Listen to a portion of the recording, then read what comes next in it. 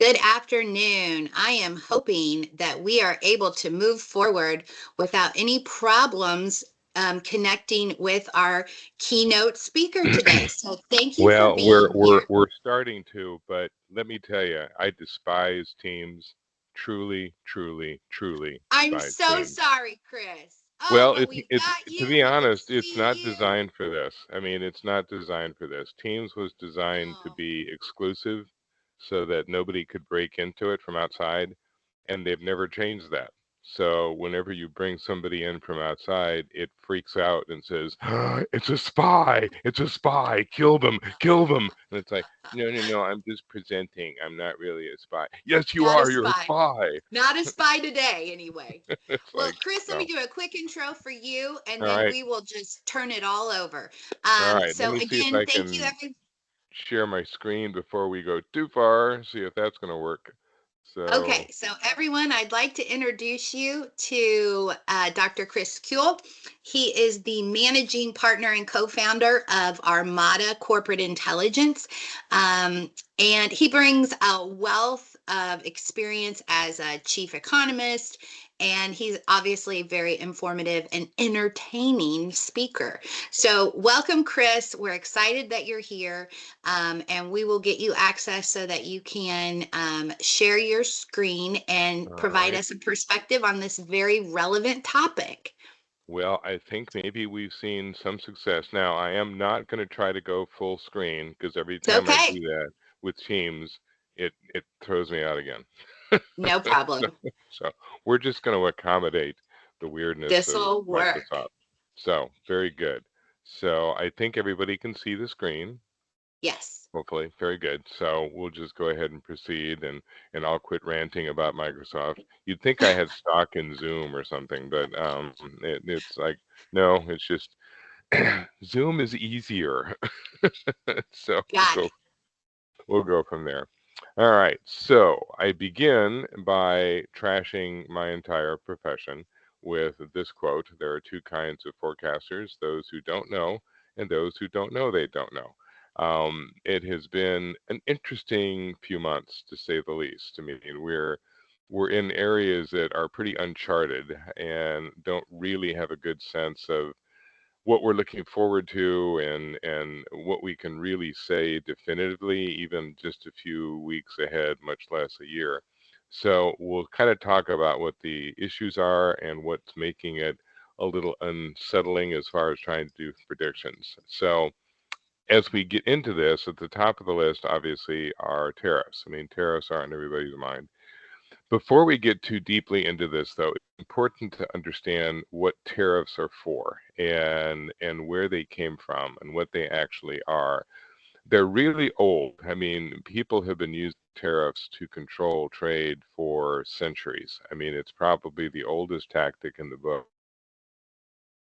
I mean, it's basically using taxation as a reason to purchase in one place versus another. I mean, the way that it has always been used is simply that you put a tariff on an imported good in the hopes that the consumer will notice the difference in price.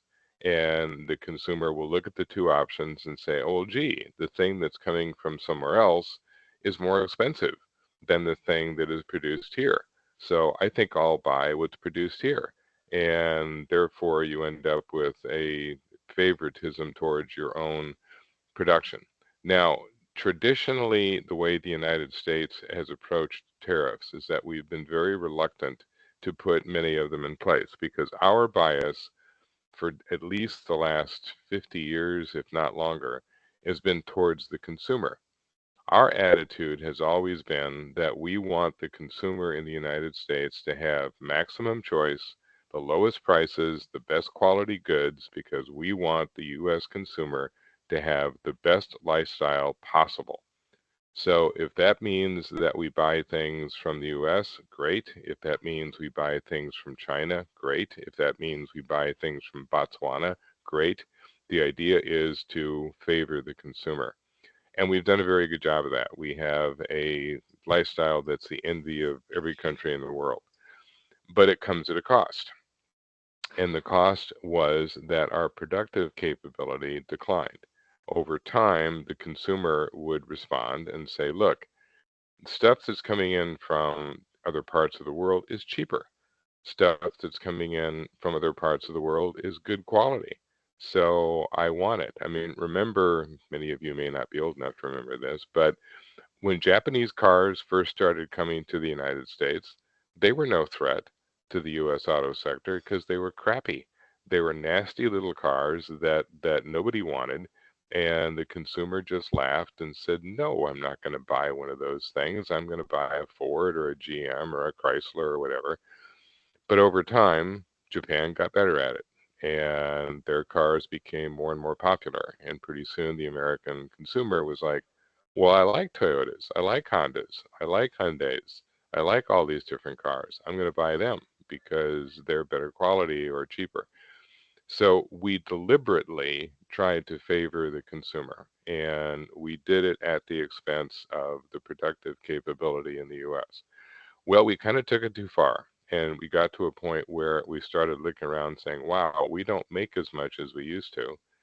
And the consumer is regularly buying imports. We need to do something to rescue our own manufacturing sector, our own productive sector. And over the last several years, well, actually the last 2 or 3 years, we've started to see a little bit of a shift towards promoting our own manufacturing. Now, it's going to take more than tariffs. I mean, honestly, the manufacturing sector is not sitting around waiting for tariffs to rescue them from everything. You know, at the same time, we need to be investing in the infrastructure to support manufacturing. We need to be worrying about the labor shortage. I mean, a lot of the manufacturers I talk to are like, look, if you really want to help me, find people for me to work with. I mean, do something about the bad roads, do something about the energy shortage, do something about the infrastructure that supports what I do. And I can compete with countries around the world if I had a little bit more support. So with the tariffs, we're also hoping that there's some attention paid to this. But right now, the focus is on what the tariffs will do. So if you look at some of the countries that have been targeted, Mexico, for example, what we are engaged with when it comes to Mexico predominantly is the automotive sector, the electronics sector, and ag. Frankly, we can't do without Mexico. This is a thoroughly integrated country as far as our own capabilities are concerned. The automotive sector is shoving cars back and forth across the border almost on a daily basis. And frankly, we don't want Mexico to fall into recession. If we think we have an immigration problem now, just wait until Mexico slides into recession or depression. So, in fact, we don't really want to drive Mexico into the ground. The way that tariffs are normally used in traditionally and down through history is as negotiating points. They're bargaining chips. So you go to a country and you say, look, we want something from you. And if we get what we want from you, then we won't hit you with a tariff. If we don't get what we want from you, we will. And a good example of that, just a month ago, I mean, we were going to hit Mexico and Canada with 25% tariffs on everything, which would have been crippling to both countries. And that was absolutely, by God, we're going to do that. It's going to be today. It's going to be 25%. We don't, well, by the end of the day, we had given both countries a 1 month reprieve. And we'll probably give them another reprieve and another reprieve and another reprieve because we're getting what we want to a degree from those countries. And what we got from them had nothing to do with economics. We went to Canada and Mexico both and said, we want you to be more serious about stopping illegal immigration. So you have got to be more engaged in protecting your border so they don't come onto our border. And both Canada and Mexico said, fine. And in return, they got a reprieve from those tariffs. Conversation will come up again at the end of that 1 month reprieve, and we'll probably ask for something similar. But that's the way the game is played. What's different now is that we used conversations kind of in private. They were held in back offices. Now they're public, and so the entire world is getting to see what the negotiations are looking like. Our relationship with Mexico is very tight. We are now getting some cooperation from the new president, Claudia Sheinbaum. It's been in office about a year, and she's something of a technocrat, has been willing to work with the U.S. on a number of areas, particularly immigration, because frankly, they're as concerned about it as we are. So that's one that we'll probably see a lot of negotiating and talks going on constantly. Then there's Canada. Canada is also very tied to the U.S. and much more than we are tied to them. But we do a lot with their agricultural sector, with their energy sector, a lot of manufacturing back and forth. Canada is, I mean, a lot of people have a kind of a dim understanding of Canada. I mean, 70% of the Canadian population lives south. I mean, so this is a country that is very close to the U.S. border. What's making it interesting is that they're going through a leadership change of their own. Trudeau has resigned as head of the Liberal Party, so his term as prime minister is about ready to expire. As soon as there are new elections, which could be later this spring, he will not be running for re-election. The Liberals are trying to figure out who their next leader is going to be. But right now, if you look at the polls, the Conservative Party has a commanding lead, and they're up like 20%. And so the very likely new prime minister is Pierre, and I'm going to try for that name, Poilievre. I'm not French, you can tell. So he is more of a populist. He's more conservative. He gets along better with Trump. Trump hates Trudeau, and Trudeau hates Trump. But the relationship between the new guy and Trump is relatively good. That probably opens up the door for some concessions. Trump is going to want to back sort of a new ally in Canada. Canada can impose tariffs on the U.S. as well, not as generally impactful as the ones that we impose on them, but there are likely to be certain areas of conversation. We want more access to their fisheries. We want more access to their energy sector, and we'll probably get some of that. We are trying to find alternatives to China when it comes to rare earths. Canada has rare earths, but they have been a little reluctant to exploit them because it's expensive and it tends to be environmentally destructive. This stuff is strip mined. So we're going to be hitting Canada saying, you need to produce these rare earths or tariffs. The big dog is China, and this is where really these tariffs are aimed, and this is the place where these are likely to stay in place. China is a lot more dependent on us than they used to be. Their GDP numbers have slowed considerably. They need to be at about 5 to 6% if they are going to be able to maintain the economic growth they need for their population. They're not growing that fast. They're only about 4.5 right now. So they're wanting to protect their export markets to the extent that they can. So that means they have to work with Europe. They have to work with us. They have to work with Japan.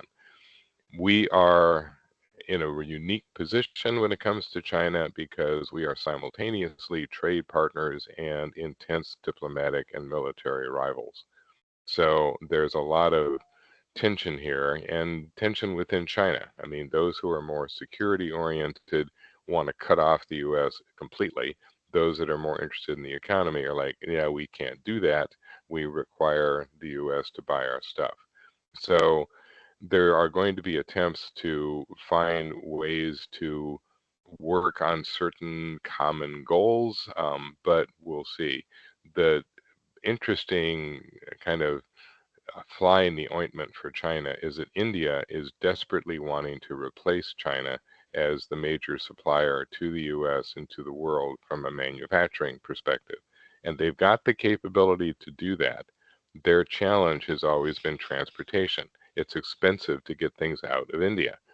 But if China is being hit by tariffs, well, then the expense dealing with China is nearly as high as it is dealing with India, and India starts to see some opportunities for growth. So keep that in mind as you look ahead. You look at something like other nations, the BRICS, they're not that important really, but we get a certain amount from other countries, from Brazil, from India, and not so much from the others. kind of cracked me up when the BRICS expanded and included Ethiopia. Ethiopia has the same GDP as Montpelier, Vermont. So it's not exactly a world beater, but there it is in that group. So we're continuing to work with these countries. We want things from them, and in return, we will give them access. European Union, another player. We have lots of relationships with the European Union. They are in a pretty needy position right now. Their economies have not been growing at a particularly fast pace. Productivity is down.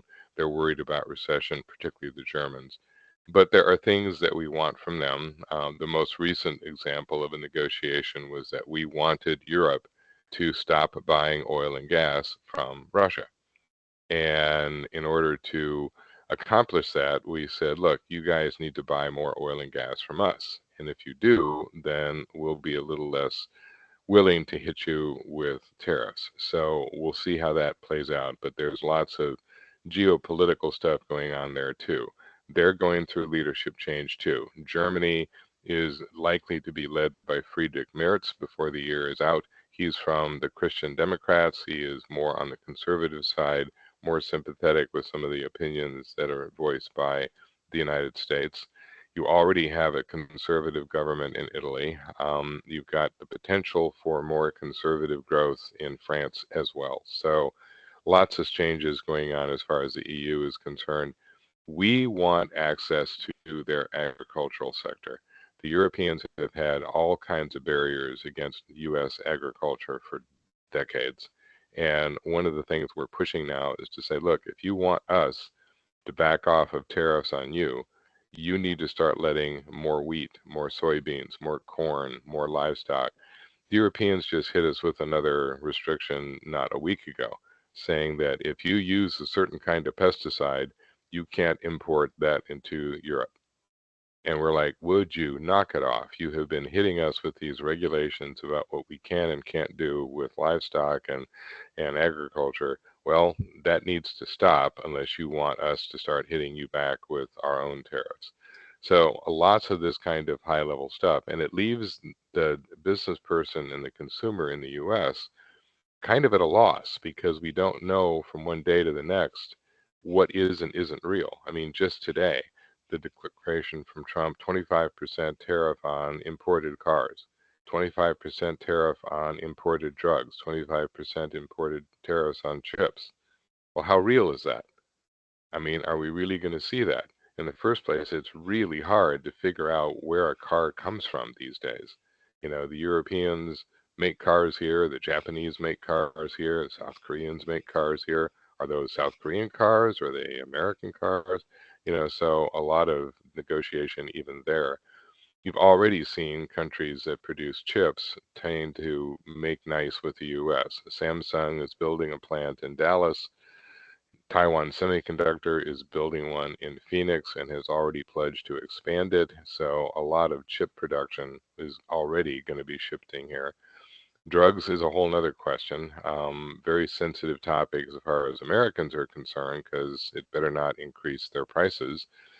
And that's the other part of tariffs. How much of that is going to show up in the hands of the consumer? Who's going to pay for those additional costs? It cracks me up when the media talks about the taxes that the US will get from tariffs. Well, yeah, but it's not taxes on China or Europe or any, we can't tax another country. That would be convenient. We would never have a deficit ever. We would just simply say, yeah, well, we're going to tax Argentina. No, that's not allowed. The tax is going to be paid by whoever buys the ultimate.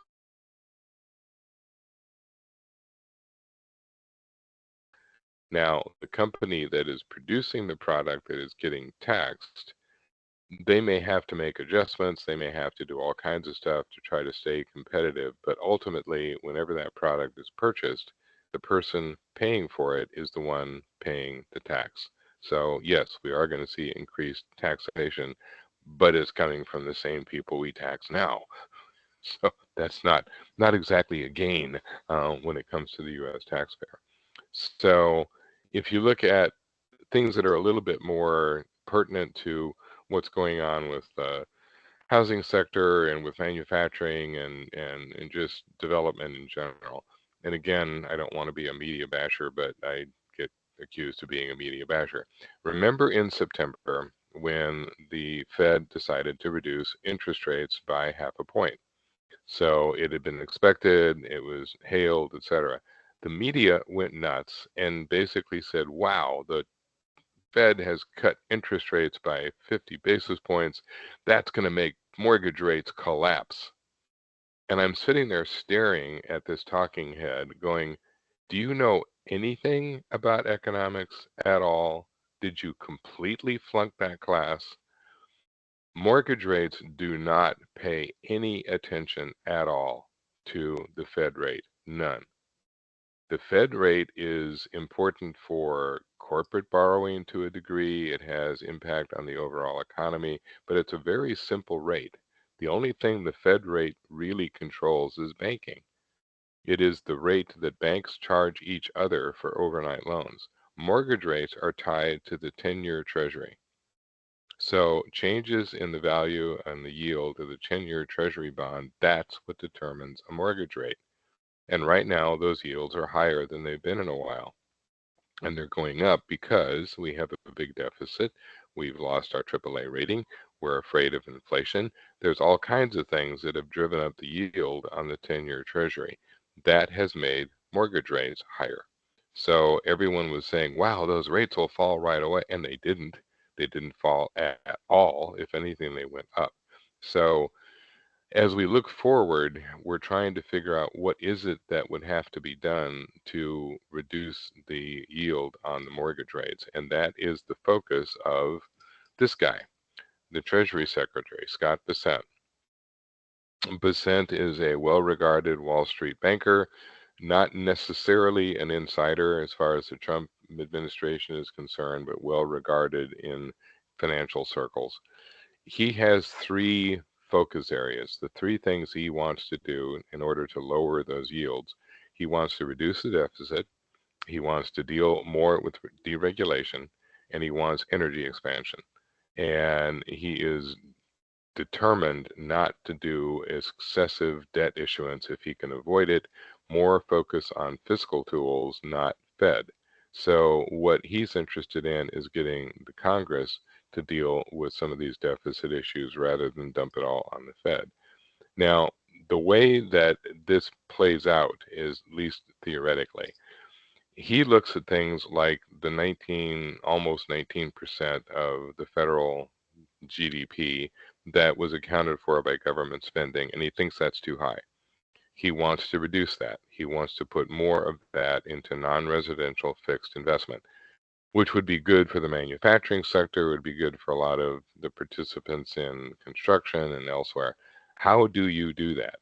How do you reduce government spending and have it reappear in things like fixed investment? Well, you change the environment for the investor. So the investor begins to see that there's more opportunity doing fixed investment in the US, non-residential office buildings, data centers, all the different things that people are investing in. And there's evidence that this sort of stuff is happening pretty quickly. I mean, particularly around energy. Data centers are like the thing now. We're seeing a new one built literally every week. The expectation is that we are going to need somewhere between 44 and 46 terawatts of additional power within the next 4 or 5 years. The whole energy demand now is such that we're going to see expansion of everything: oil, gas, coal. Solar and wind will still play a part, but no one is looking at those two now as the solution for energy needs. They'll be part of it, but everything's going to have to come into effect, particularly nuclear power.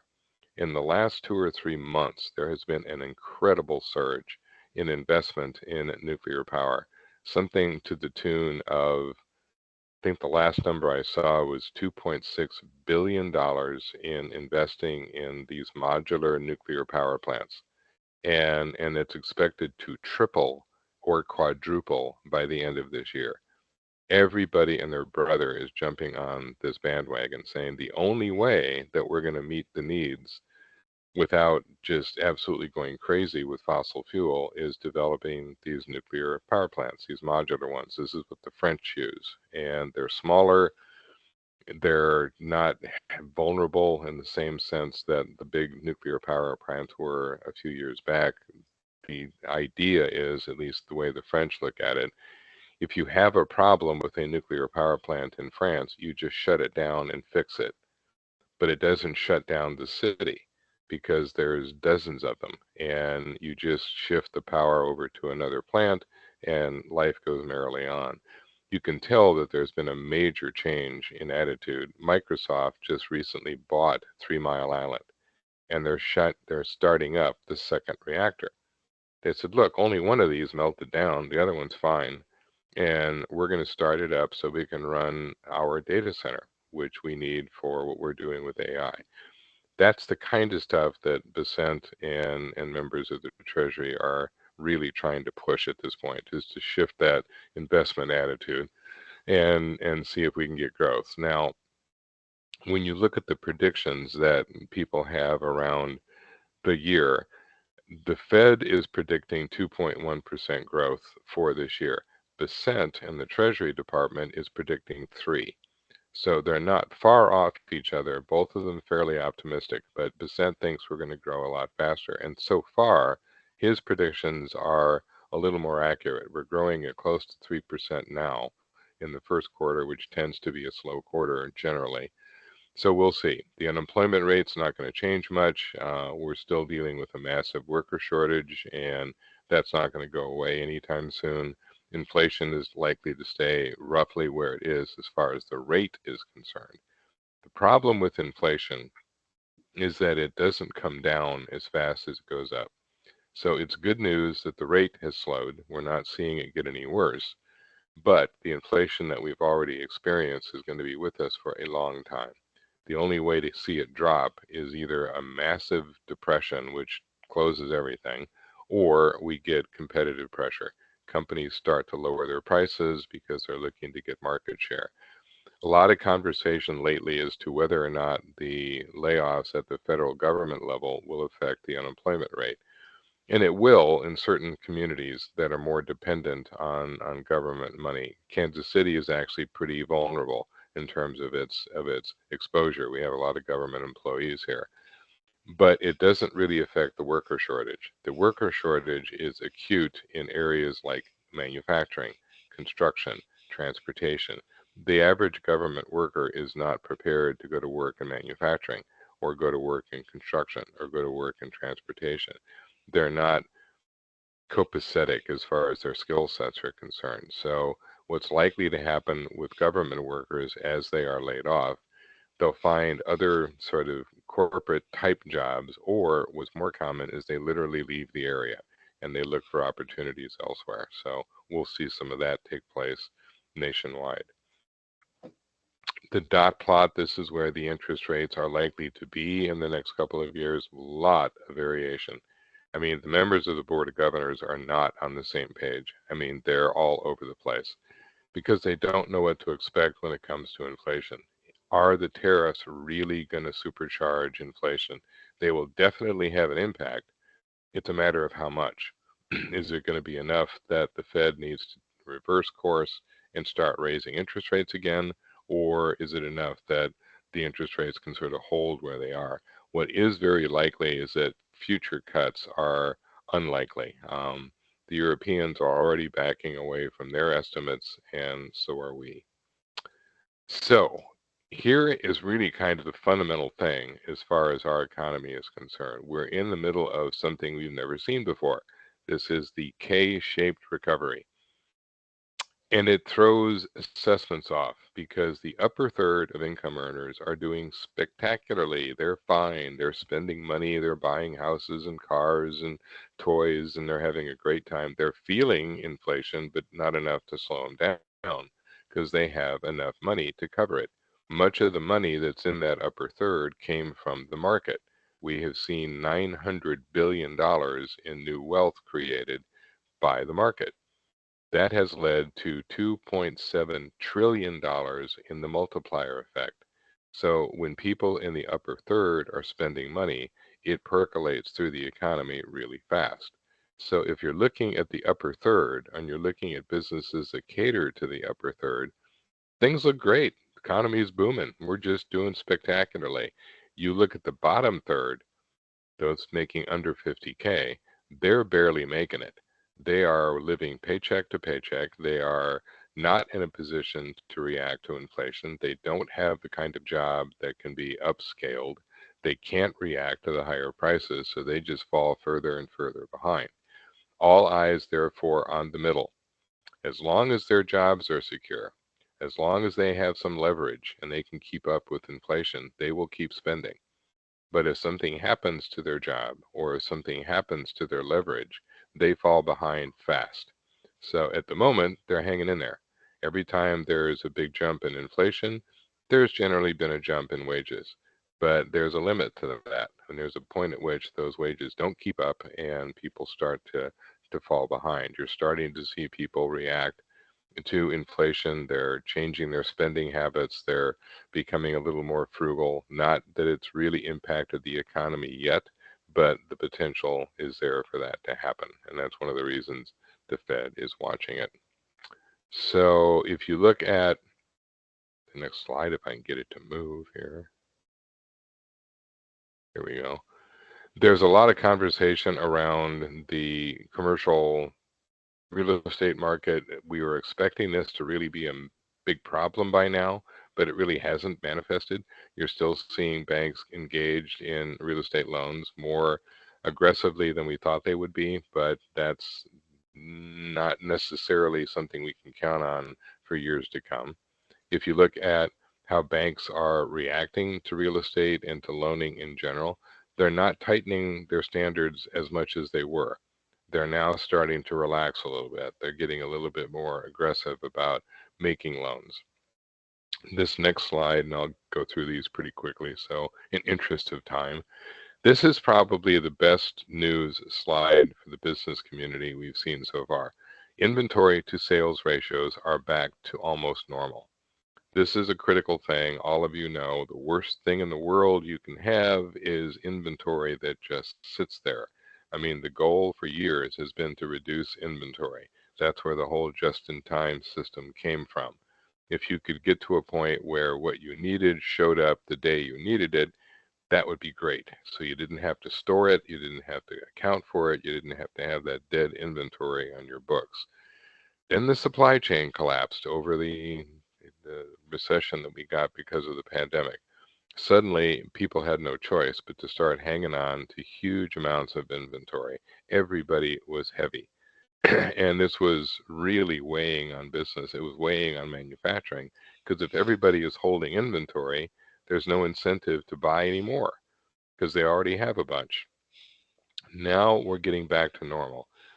About 11.5% of the US is considered overstocked, which is hugely better than it was even a year ago, and way better than it was during the pandemic. Right now, 77% of shippers think they're balanced. The only sectors that are still heavy, and some of those affect manufacturing, machinery wholesalers, furniture, computer wholesalers, lumber, construction, a few other areas. Most of the others are balanced, and those are coming back into balance relatively quickly. This is good news for business because, particularly a manufacturer, because now it's going to mean that if a company needs something, needs additional product or raw material, whatever, they're going to have to go out and buy it. They don't have it in inventory. So it means that there will be demand coming from some of those sectors. If you look at where the energy is being produced, right smack up the middle of the country, lots and lots of shale plays, lots and lots of development around oil. That's going to go full tilt. This administration is a lot more fossil fuel oriented. And by the way, one thing when trying to evaluate Trump, because this is hard to do, he's very mercurial and basically says whatever's on his mind the moment it's on his mind. Pay a lot of attention to who he puts in charge. His tradition throughout his career has been to put somebody in charge and then leave them alone. It's like, you have a job to do, go do it. If I don't like what you're doing, I'll fire you. But in the meantime, it's your work, it's your job, you do it. So pay a lot of attention to who he puts in control. Many other presidential cabinets in the past have been full of of allies, political players that support that particular president. I mean, that's been the tradition. Trump somewhat does that, but not really. You look at something like energy. So who's the head of the energy area? Interior Department. You know, they have a lot to do with where this development's going to be on federal land. So who did he put in charge? Doug Burgum, governor of North Dakota. So what do you think the governor of North Dakota feels about energy development? Probably pretty favorable. And he's going to be making a lot of decisions about who and where energy is produced. You take someone like Scott Bessent, the Treasury Secretary. I mean, he's never was a Trump loyalist. When he took the job, he says, I don't need this job and I won't need it when I leave it. He says, I'm fabulously wealthy now. I'm just doing this because I think it's in the best interest of the country. But every single one of the people that he's put in positions of power will be pretty free to do what they think is in the best interest of their department or the country as a whole. So if you look at non-residential construction, we've been on a tear for quite a while ever since the pandemic. It has slowed down a little, but it is still growing. And it's been driven by warehousing, it's data centers, it's even office buildings are coming back into vogue.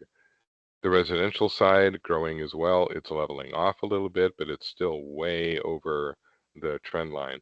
These last two graphs, by the way, are from Armada. We've been doing these now for 5 or 6 years. Our accuracy rate, and I don't mean to brag, has been 96, 97%. The guy that builds these for us is our partner in all this. He's a former lieutenant colonel who used to be in the artillery, and he pointed out that in his old job, accuracy was really, really, really important. And he developed a very sophisticated system to track his shells, which he now uses to track the economy.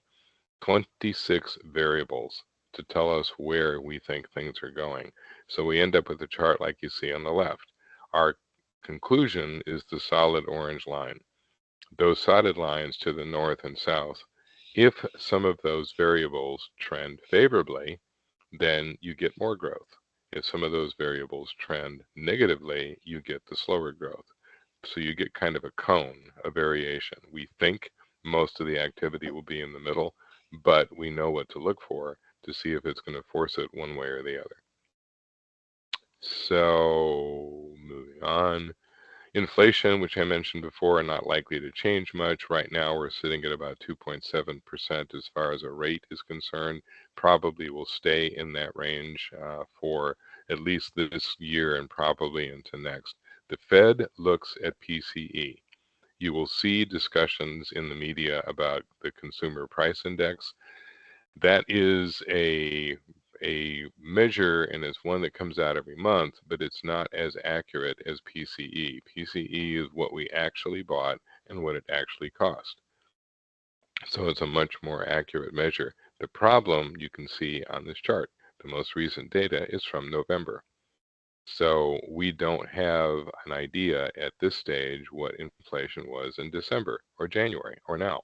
It takes about a month for that data to come in. So in a few weeks, we'll know what's going on in December, but we still won't know what's going on currently.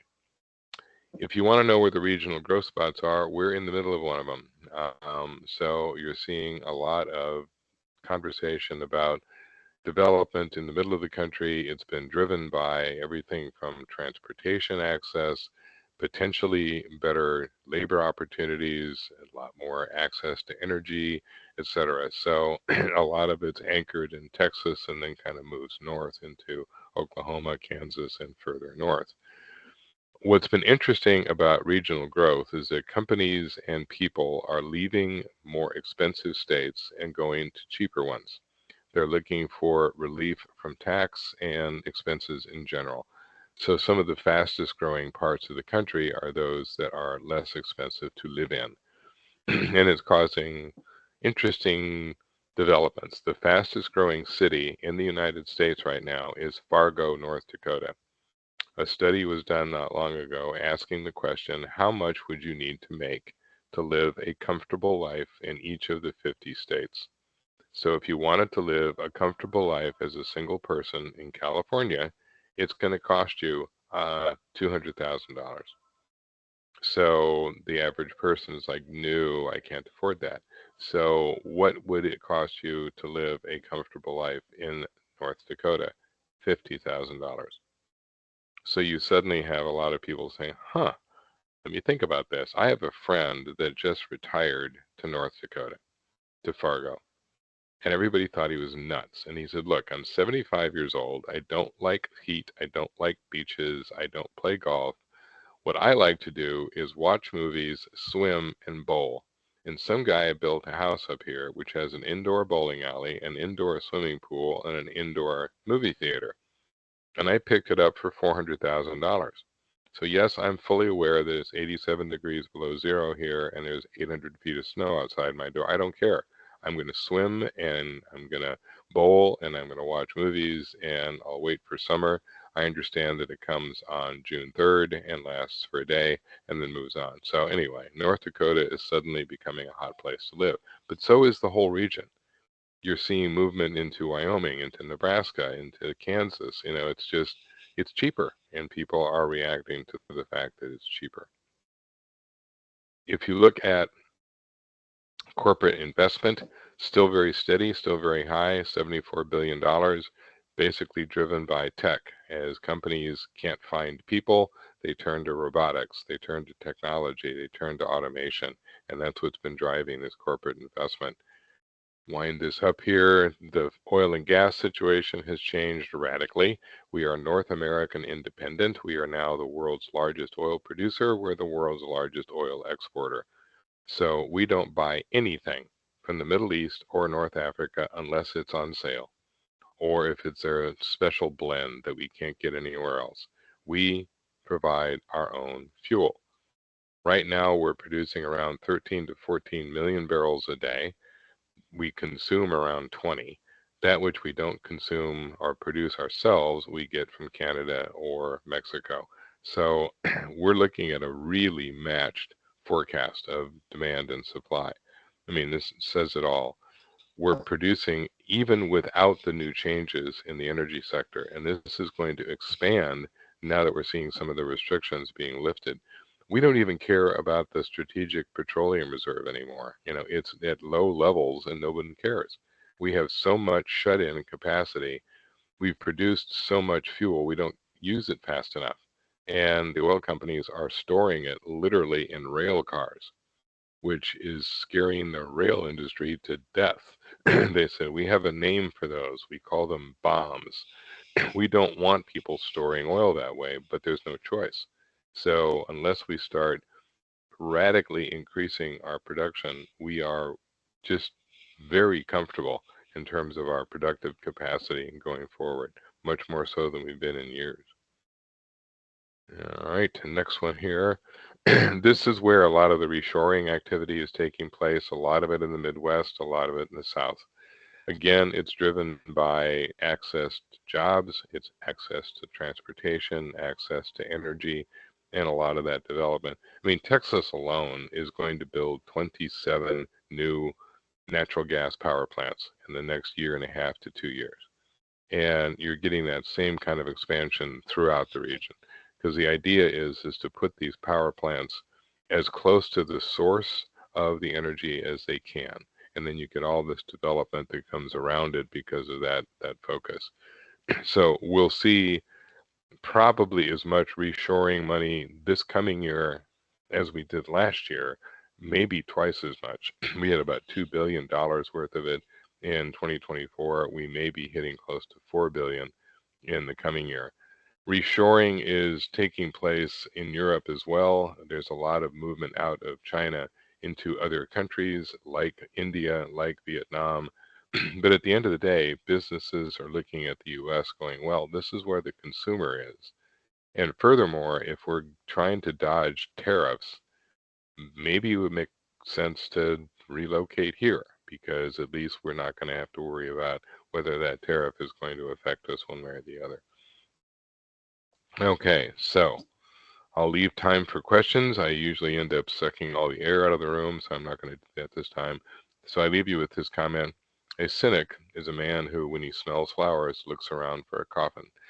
We in the economic profession tend to be on the more depressed side. We're always looking for the dark cloud that is surrounding the silver lining.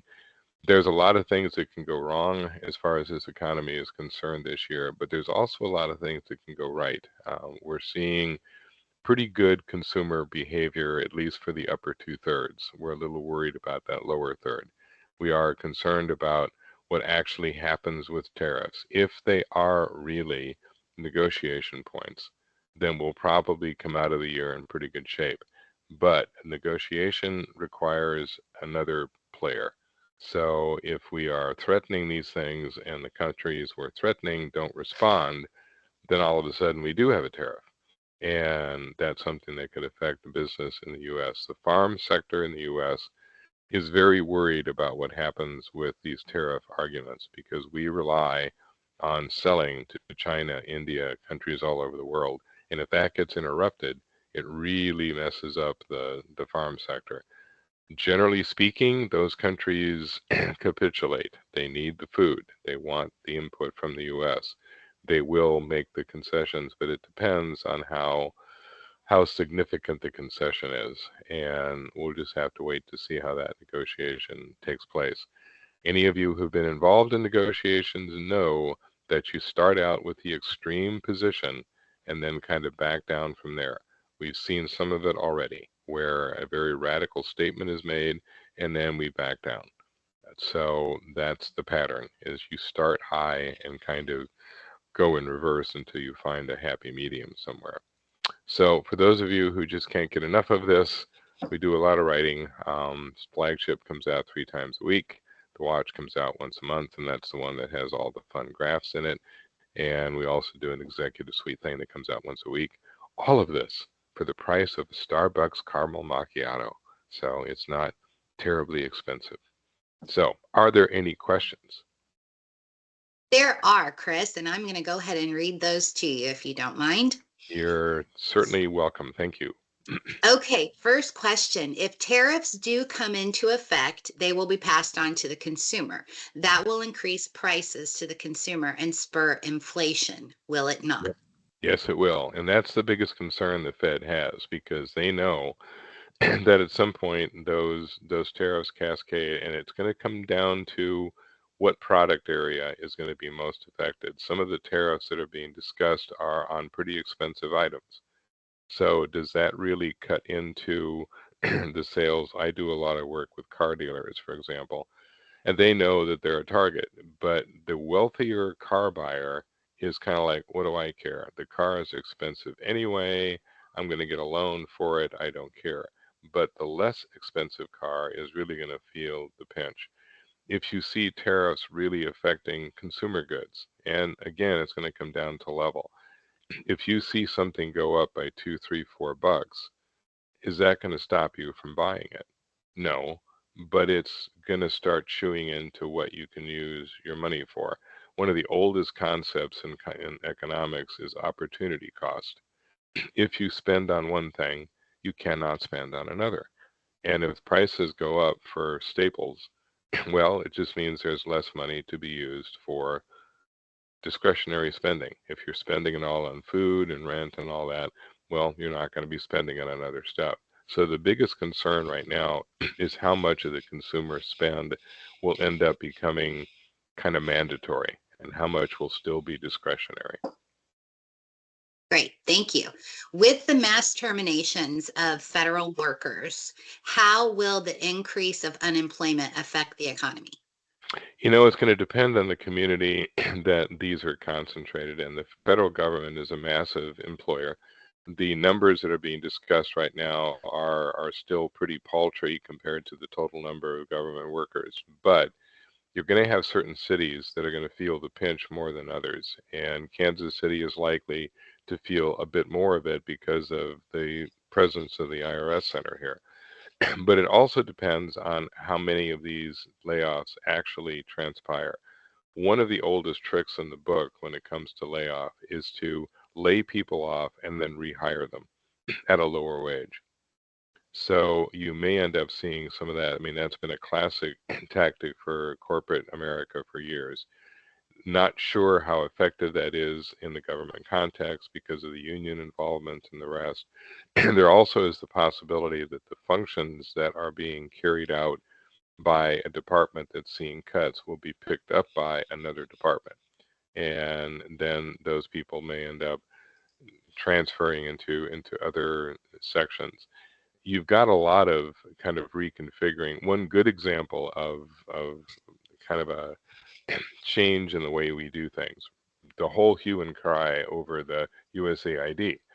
Most people had never even heard of this thing until all of a sudden it's in the news. What is it? What was it for? For those of you who've listened to me before, you know that I started out as a Soviet specialist back in the 80s. USAID was created in the 60s to deal with the Soviet Union. The idea was that we wanted a way to counter the Soviet Union without launching World War III. We called this soft power. So if your country would side with us against the riskies, then we would give you money. And if you didn't, then we wouldn't.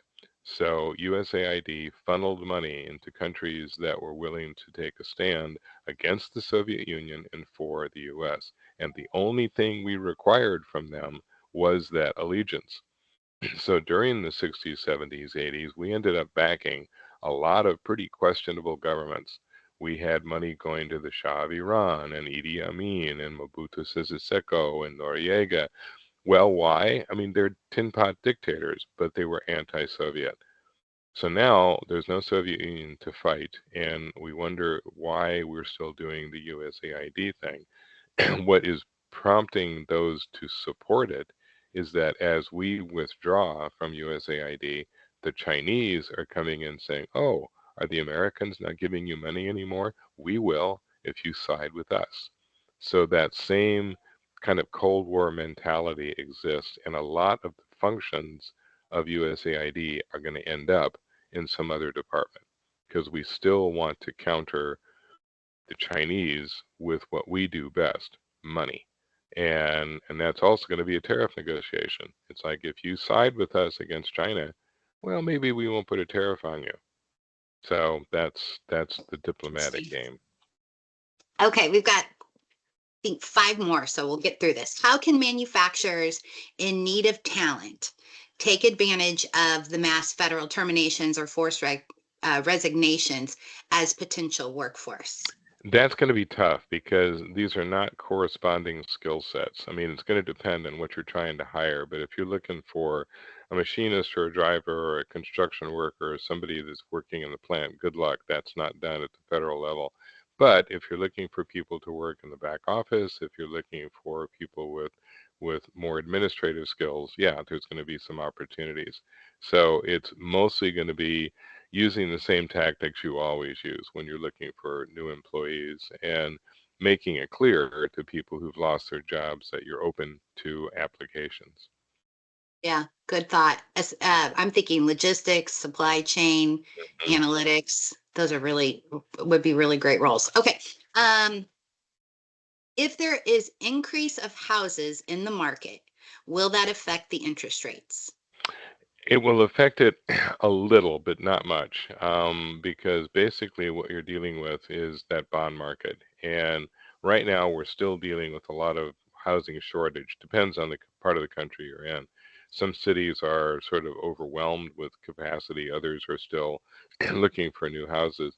The big thing now is following where people want to move, because you see a lot of expansion in places like the Dakotas and Nebraska. They don't have enough housing. And if you get a new plant moving in, just think about what Kansas City is kind of going through trying to accommodate Panasonic. We don't really have enough housing for that workforce yet. And so that's going to be encouraging development, but it also raises prices. Right. How will shifts in immigration policy and labor laws affect workforce availability in manufacturing? Yeah, it's going to be another one of those things where those areas that will be most affected are going to be the lower skilled jobs. Agriculture is very worried about the changes in immigration because most of their workforce is unskilled and many of them are immigrants. The manufacturing sector has become less and less sensitive to low-level immigration because the jobs are more and more complicated. The people who are coming across the border are not people who know how to run a CNC machine. They are not people who are prepared to be welders. They're not people that are willing to go to work into that sector right away.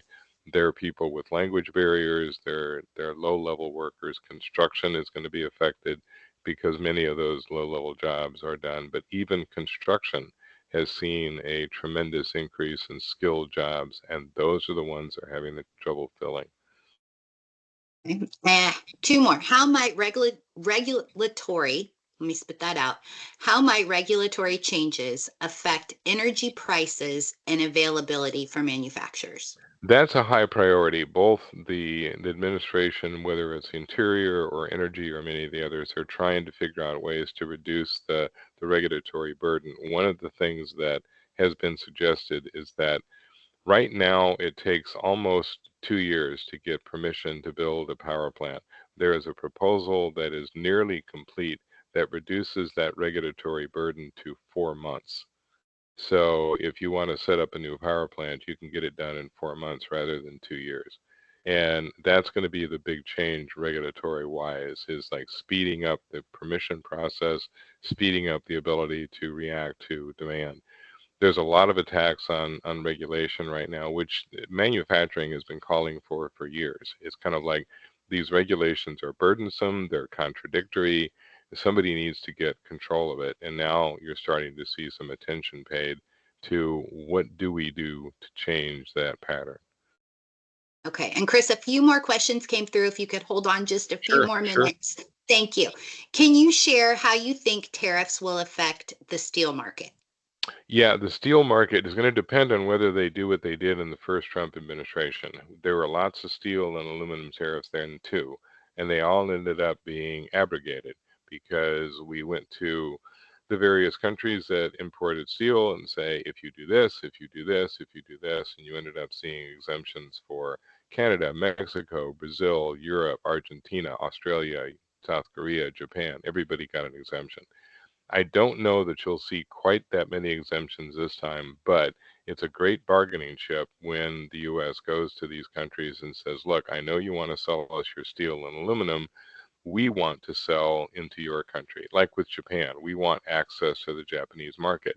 If you want to sell us steel, well, quit blocking us from your retail markets. So you're going to see a lot of that kind of stuff. Remember, the first time around with those tariffs, there were 956 exemptions granted in the first 2 months. Wow. Okay. Any thoughts on tariffs that might be put on products coming out of South Korea? Yeah, South Korea is going to see its share of tariff threats too, because there are parts of South Korea's economy we would like access to. So they're going to get caught up in sort of the same process. On the other hand, Korea has a little bit more to bargain with, and may be able to escape some of the more onerous ones, or at least get exemptions. The Koreans have done a lot of what we've wanted them to do as far as global politics is concerned. However, Korea is going through a leadership crisis of its own right now, and we're not altogether sure who's even in charge in Korea. So that's going to affect negotiations. And would you advise U.S. manufacturers to try to ensure that their inputs, including steel and aluminum, are not being sourced from any particular companies, such as China, where tariffs may actually remain in effect? Yeah, Um, I would okay. be aware of that. Just try to figure out where your supply is coming from, if only just to sort of protect yourself. Those may not end up being affected by a direct tariff, but it's a good idea to have a contingency plan in place to the extent that you can source material from a country that is somehow escaping some of the U.S. pressure. India is seeing its share of tariffs, but on the other hand, they're also getting a lot more exemptions already. Right now, Narendra Modi is cozying up to the U.S. pretty aggressively. They produce steel too. I mean, ArcelorMittal. So what we need to do is pay attention to where you're sourcing and diversify so you don't get locked into one particular supplier. Okay, great. And I do have one last question, and then we're going to thank you, Chris, for this wonderful presentation. And we'll do a quick introduction of our supply chain specialist that's available to assist our manufacturers. Final question: how do tariffs on materials like steel, aluminum, and lumber impact construction costs and project timelines? Oh, they make them more expensive. We have quite a few construction clients, and they're not happy because almost any way that you cut it, their prices are going to go up. And so they're having to rethink a lot of their projects. Because remember that even as the American company is getting a little more attention because of the tariff, they tend to raise their prices to match the price that's being asked by the foreign competitor. Mm. So there's a drive. I mean, all of these companies want to make more money, and if they say, well, the Chinese steel is this, if I'm a little less than that, I'll get. So yeah, construction sector is not happy, and is concerned about how they're going to meet these new demands. All of our clients are like, oh man, there are projects we're going to have to rebid just because the prices are going up. Oh, I bet. I bet. Well, Chris, thank you so much. This has been, as always, extremely informative. Thank you for taking the extra time to finish and complete the Sure. questions. And we look forward to the next time we all get together. If Very everyone wants good. to stay on for just a moment, Jason, Willie, I am going to pull up um, my screen if you would like to introduce yourself and your program. Yeah, absolutely. Thank you, Danica and Chris. Thank you, guys. Amazing information. So I just want to, I'll go real quick since I know we're already over time. My name is Jason Willie. I'm with the Supply Chain Management Specialist here at KMS, and I want to talk to you guys about supplier scouting opportunities within our MEP network. So this is an opportunity for each of you, if you have, no matter what size widget you're trying to get a hold of, to use our network of all 50 states and say, hey, there's a supplier over here in Nebraska that can meet what you're looking for, and this service is available right now because of the programs that we have in place. It's not costing you anything. The program ends in June, so then there will be a price on it. But right now, the supplier scouting opportunities are available to you guys for no cost, and you just contact me, and we have a chat about what you're looking for and fill out a form. But on the other side of that is the reverse, is that you guys can as well seize the supplier scouting opportunities that are available in all 50 states.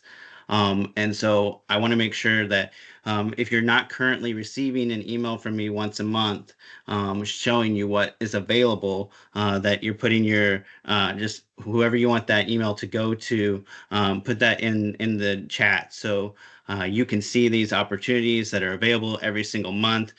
You could be missing out on, there can be anything from a solar panel to something as simple as a component that an electronical component.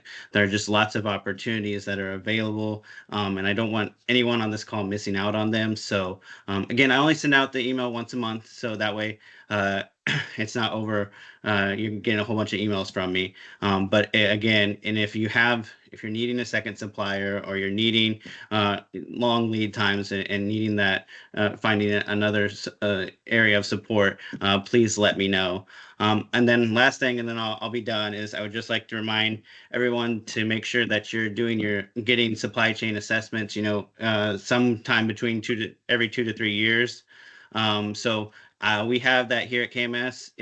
If you haven't had one recently, it's kind of like an oil change. You need to keep it up to date so that way you're running as efficiently as you can. But even if you don't choose KMS, still try to make sure you're getting the supply chain assessment every 2 to 3 years. Okay, that's that's all I got. No, that's fantastic, and thank you to those who are asking to be added to the email list. And Jason, I added your contact information in the chat as well, so that manufacturers can reach out to you directly. And with that, thank you all for joining. I hope you enjoyed that information, and you take it home and you get to marinate on it. And I'm sure we'll have lots of additional questions, and we can keep this chat open for as long as we need to. So thank you very much, and everyone have a great day.